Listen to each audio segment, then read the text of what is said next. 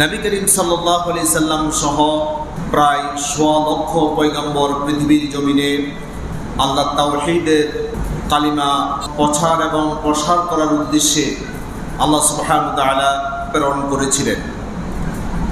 তার মধ্যে ২৫ জন নবী এবং রসুলদের নাম আল্লাহ সুবহানাহু ওয়া তাআলা কোরআন মাজিদে বয়ান করেছেন।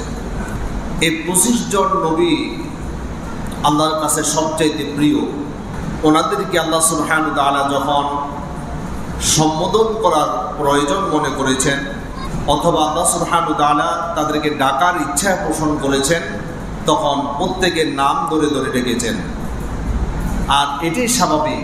আমার আল্লাহ সুবহানাহু ওয়া তাআলা হচ্ছে স্রষ্টা, সকল নবী হচ্ছে সৃষ্টি, সকল নবী হচ্ছে আল্লাহর বান্দা, আল্লাহর গোলাম।